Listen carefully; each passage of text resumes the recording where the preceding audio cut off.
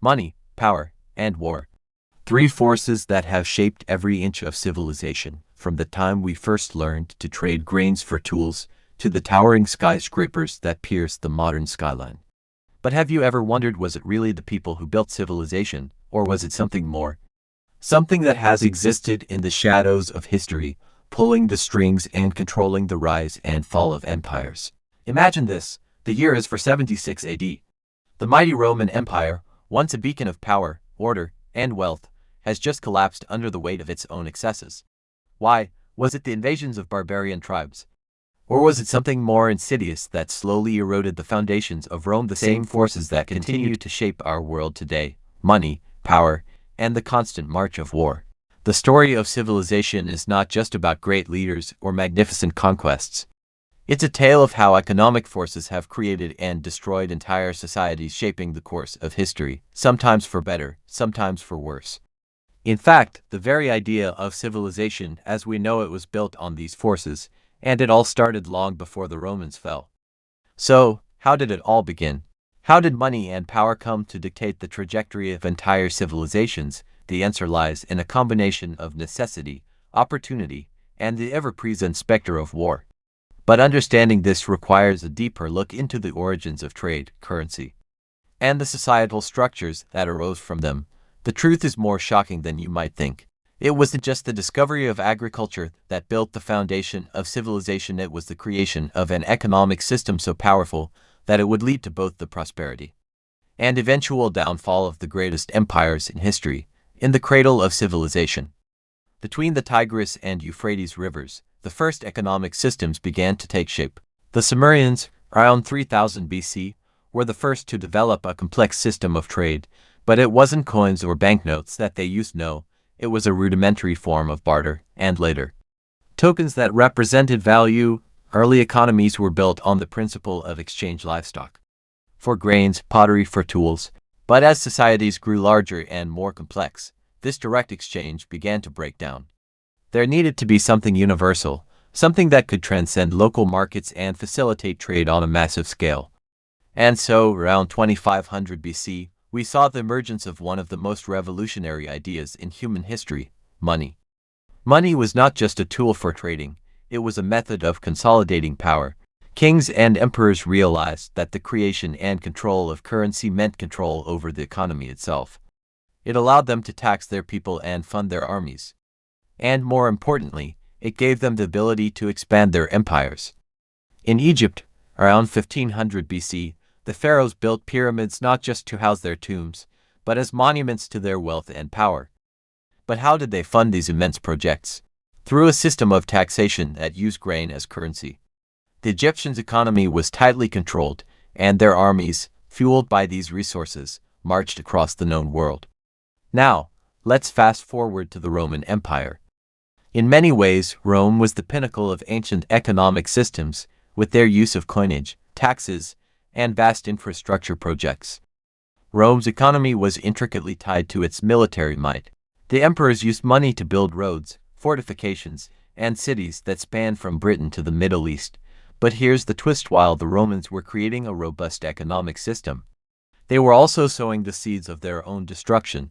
The Roman economy was built on an unholy trinity: land, labor, and conquest. Conquest, especially, became a driving force. The wealth acquired from spoils of war was used to fund the empire's lavish lifestyle, military expansions, and ever-growing bureaucracy. But there was a catch. As Rome expanded, the resources required to maintain this empire stretched thinner and thinner. The cost of supporting an ever-growing army, along with the maintenance of public services, became overwhelming. By the 3rd century AD, the Roman Empire was in trouble. The military demanded more and more resources, and the ruling class continued to drain the empire's wealth. Inflation ran rampant as emperors debased the coinage, using less silver and gold to mint more coins. The result: a currency that was increasingly worthless, and a society on the brink of collapse. The collapse of the Roman Empire wasn't just caused by barbarian invasions, it was the direct result of economic mismanagement. The moment the monetary system started to fail, the entire empire began to unravel. What followed was an era of instability, characterized by the rise of feudal systems, localized economies, and a dark age of conflict. In the absence of a unified economy, the next few centuries saw the rise of feudalism. Land became the primary form of wealth, and control over it was passed down through the nobility. But this shift did not create stability, it only created more power struggles. Fast forward to today, and we see striking similarities. While we no longer have empires like Rome, we still have vast corporations and global powers that function with similar economic principles. Governments and corporations are constantly battling for resources, wealth, and control. Wars are still fought over oil, trade routes, and influence. The global financial crisis of 2008 is a perfect example. What caused it? An over-reliance on debt and speculation, much like the overextension of the Roman Empire. The banks that were too big to fail were in many ways modern-day empires. And when their systems collapsed, the fallout was felt across the globe, much like the downfall of Rome centuries before. If you thought the collapse of ancient empires like Rome was a thing of the past, think again. History isn't just a set of events, it's a repeating pattern, a cycle where the same forces of money, power, and war continuously resurface, shaping the fate of nations, corporations, and even our everyday lives. But what happens when those forces break? What happens when an empire falls and its economic systems fail to keep up? The collapse of the Roman Empire was just one of many times history has witnessed a devastating economic collapse. But each failure left behind lessons and, perhaps even more importantly, failed fixes that echo through the ages. The fall of Rome didn't just result in the collapse of infrastructure, it shattered the very concept of centralized government and economic systems. For centuries after Rome's fall, Europe was thrust into an era known as the Dark Ages. The grand empires that once spanned continents were replaced by localized kingdoms, each struggling to survive. Money became scarce, and bartering once again became the main method of trade. In this new world, land was king, but the economic machinery that drove wealth had disintegrated. The Roman system, built on the expansion of territories and the steady flow of resources from those conquests, had been replaced with a feudal system that relied on agricultural output and the loyalty of vassals to maintain control. In this chaotic environment, power shifted from rulers to landowners. The monarchs were now dependent on the loyalty of their vassals and the resources extracted from their serfs. The question was, could any centralized system ever work again? Or would humanity be forever doomed to a fragmented world of local rulers and endless wars? Enter the Renaissance, a time of intellectual and economic revival. With the fall of feudalism came new attempts at restoring economic stability, but these attempts were by no means smooth or easy. One of the earliest efforts to restore economic control was the establishment of banking systems. The Medici family in Italy revolutionized banking by introducing the concept of bills of exchange and letters of credit. This allowed merchants and governments to engage in large-scale transactions without carrying physical currency. At first, it seemed as though the Renaissance was ushering in a new age of prosperity. Cities grew, trade flourished, and the seeds of capitalism were planted. But, just like in Rome, economic systems became dependent on war and expansion. European empires, like Spain and Britain, funded their wars with money borrowed from the emerging financial markets. By the 17th and 18th centuries, the cycle of war, debt, and expansion was in full force. Countries engaged in costly wars for colonial expansion, and the need to finance these wars led to massive borrowing. Just as the Romans did, European powers began to debase their currency, printing more money than their economies could support. Inflation skyrocketed, destabilizing the global economy. The result: revolution.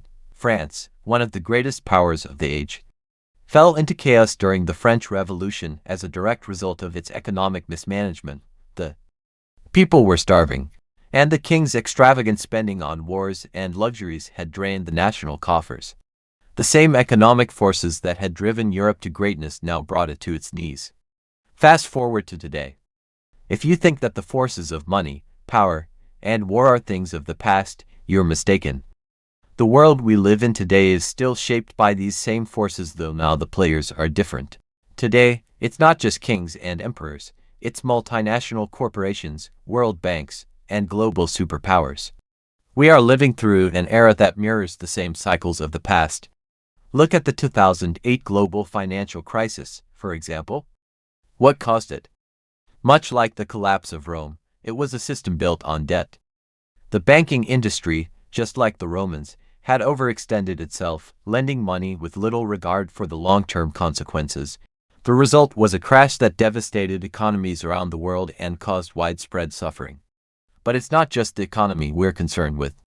Just like the empires of old, modern nations are still fighting wars, though now, the battles are not just over land, but resources. Oil, minerals, and energy are still the driving forces behind geopolitical conflicts. In fact, much of today's conflict stems from the same forces that drove the Romans to war. Countries with abundant resources are often targets of foreign intervention, all in the name of securing control over valuable assets. The economic machine still runs on power, and control over resources is still the most powerful weapon of all. Now, let's look at some shocking numbers. According to the World Bank, global military spending in 2020 reached nearly $2 trillion, about 2.2% of the world's total GDP. And what does that money go toward? Not just defense, but securing the interests of powerful nations in the global marketplace. The war in Afghanistan, for example, was not just about terrorism. It was about access to resources, particularly rare minerals and strategic locations. Similarly, in the global economy, the wealthiest 1% of the population owns more than 44% of the world's wealth. This growing inequality mirrors the concentration of wealth and power that led to the collapse of earlier empires, when wealth is controlled by a small elite. The vast majority of the population remains dependent on a system that is increasingly out of their control. This creates the conditions for economic instability, political unrest, and, eventually, conflict. Money is the root of power. Throughout history, those who control the money, whether it's coins, bills, or digital currency, control